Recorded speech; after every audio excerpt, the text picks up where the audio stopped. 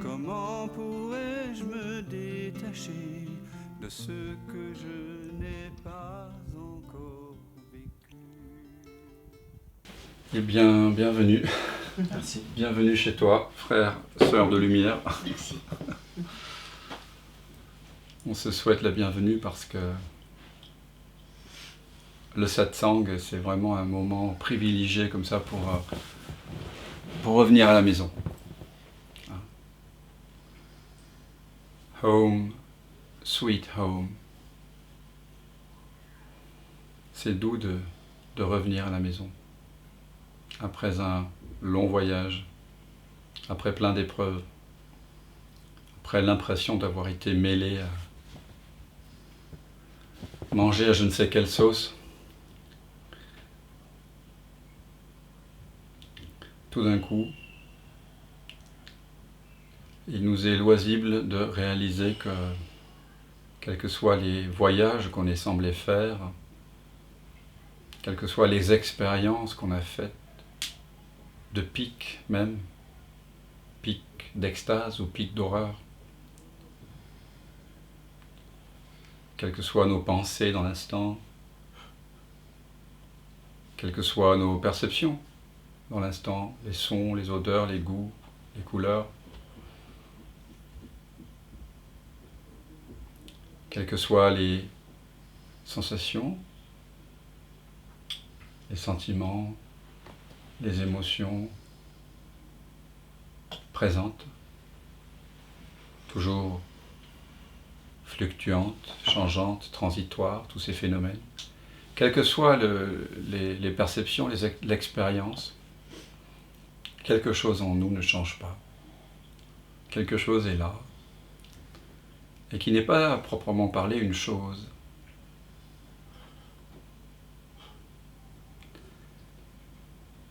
C'est marrant parce que le mot réalité vient d'un mot grec qui s'appelle res, qui veut dire les choses. Donc vous voyez comment le langage même instille l'illusion. La réalité, c'est les choses. Depuis les Grecs, puis, qui fondent, là, on dit que notre civilisation est une civilisation gréco-latine.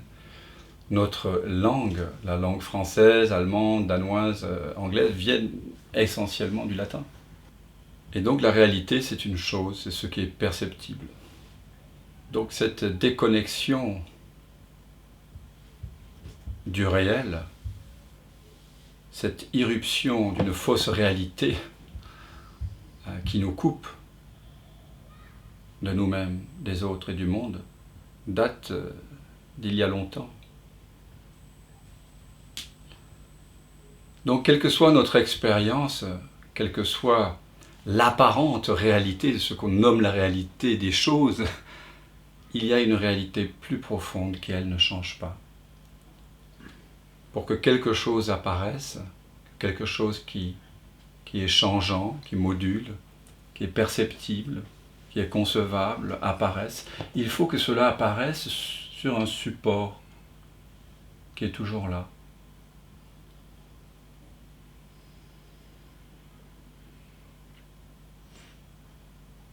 Il ne peut pas y avoir de poème sans la page blanche du livre. Il ne peut pas y avoir d'objet dans la pièce sans l'espace par lesquels ils sont contenus. Il ne peut pas y avoir d'email sans l'écran qui les reçoit. Et il ne peut pas non plus y avoir expérience, sensation, perception sans cet espace de connaissance par lequel tout est connu et qui est présent maintenant en chacun de nous. Et c'est vraiment cela que nous partageons ensemble, maintenant, ici, au cœur du satsang.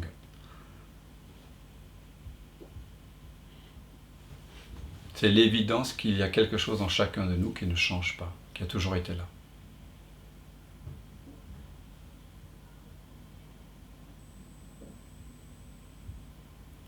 C'est le premier savoir notre première connaissance. C'est ce simple fait d'être, c'est l'évidence d'être. Mais ce n'est pas un savoir objectif, hein, comme savoir que 2 et 2 font 4, ou que la table est faite en palissandre, ou que le son est probablement celui des trilles d'un merle dans la cour.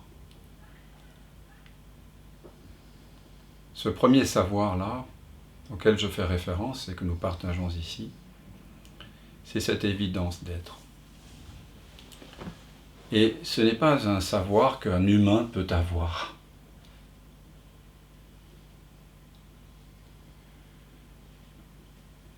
C'est un savoir qui est avant même que je,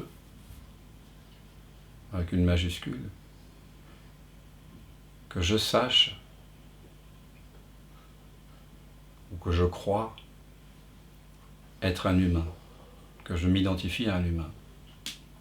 Mais même lorsqu'on s'est pris pour un humain, comme nous tous, pour un homme et une femme, pour un Danois ou un Français, pour un vieux ou un jeune, ceci ou cela, toutes ces fausses croyances n'ont pas du tout le pouvoir de dissoudre cette première connaissance que je suis. Elle est toujours là. Et elle rayonne en chacun de nous maintenant. C'est pour ça que c'est toujours un grand moment pour moi de partager avec vous tous ce qui n'est évidemment pas un enseignement, parce que personne ne peut nous apprendre à être.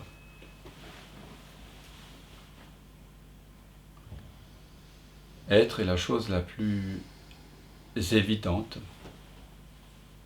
en chacun de nous. Mais on pourrait dire que simplement nous avons été, on va dire, inattentifs à cet être. Cet être s'est confondu avec ce qui est apparu en lui. Comme l'eau se confond avec le goût de la bière, ou le goût de la grenadine, ou le goût du vin, ou le goût du thé, ou le goût du rooibos, comme celui qu'on vient de faire. Mais au fond, c'est de l'eau. Toutes les boissons sont faites d'eau. Et toute expérience est faite du fait d'être. Aucune expérience ne pourrait apparaître sans cette présence consciente, qui en a conscience, dans laquelle les phénomènes apparaissent et disparaissent. Mais c'est oublié, parce que c'est tellement évident, c'est transparent, que nous l'oublions. On n'a pas du tout mis l'accent là-dessus dans notre éducation. Je ne sais pas vous, mais moi, on ne m'a jamais demandé est-ce que tu es en train d'être. On ne m'a pas non plus posé la question à l'école, même en philosophie, est-ce que tu es conscient? Voire, est-ce que tu es conscient d'être conscient? Eh bien, ici, ensemble, nous nous posons ces questions très déraisonnables pour la plupart des gens. Parce que nous avons tous le sentiment d'avoir été égarés par ce que les autres nous ont dit et qu'on a cru. On a perdu non pas le goût de l'eau, on a perdu le goût de l'être. Et parce qu'on l'a longtemps perdu, et que cette nous était même pas connue en tant que perte, on a essayé de retrouver l'être dans le paraître. On a essayé de trouver l'être dans l'avoir, dans l'accumulation de choses, de rencontres, de lectures, de créativité, d'intensité, de rencontres avec des paysages, la nature, l'art, les amis. On a essayé de tomber amoureux. Et puis à un moment donné, Si on est ici ce soir, c'est qu'on a réalisé que l'espoir est le sel de l'eau des assoiffés. Que c'est l'attente même de ce que l'on cherche, la paix, l'amour, la joie, on peut appeler ça le bonheur, que c'est l'attente même du bonheur dans un temps futur et dans un autre espace qu'ici, qui voile notre véritable nature, qui est déjà pleine de paix, de joie, d'amour.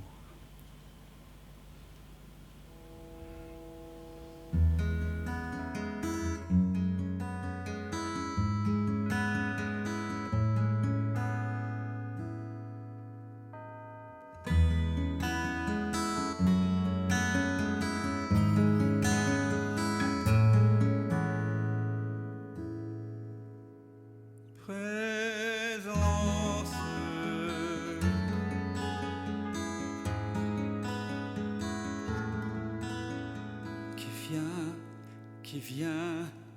qui vient de l'absence,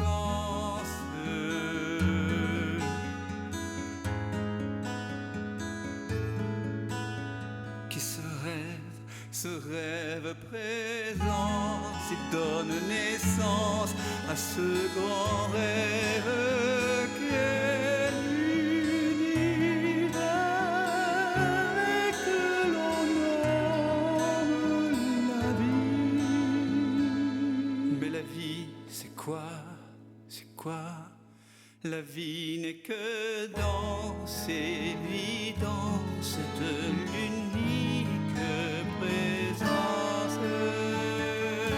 Et tout prend naissance en toi qui jamais ne commence.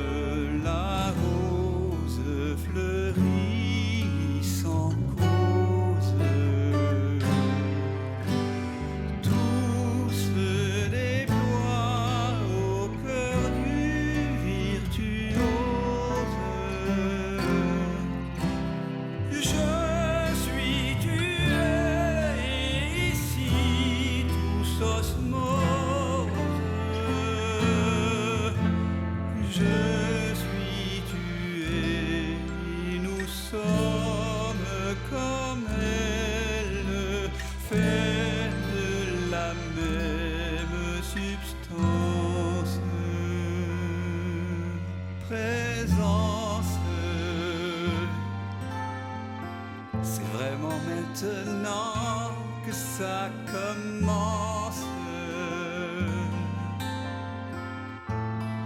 Je m'émerveille en ce silence. Tout naît, tout meurt dans la présence.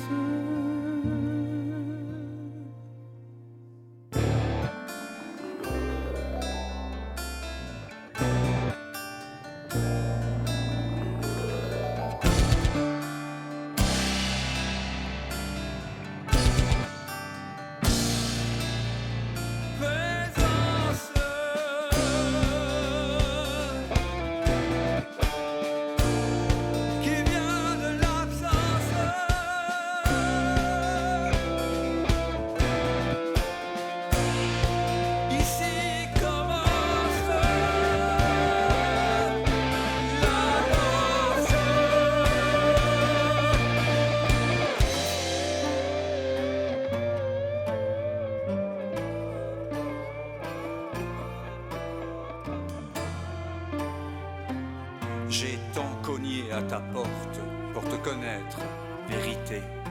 J'ai frôlé folie, j'ai cogné jusqu'au sang. Un jour, la porte s'est ouverte et j'ai su que j'avais frappé de l'intérieur. C'est le mystère infini de l'un jouant à être deux pour danser avec lui-même. Tout ce chemin, c'est plaisir, la souffrance. Pour moi que tout ça n'est qu'un rêve immense. Je suis tué et nous sommes comme elle, vêtus de chair d'une drôle d'absence. C'est le jeu de la présence.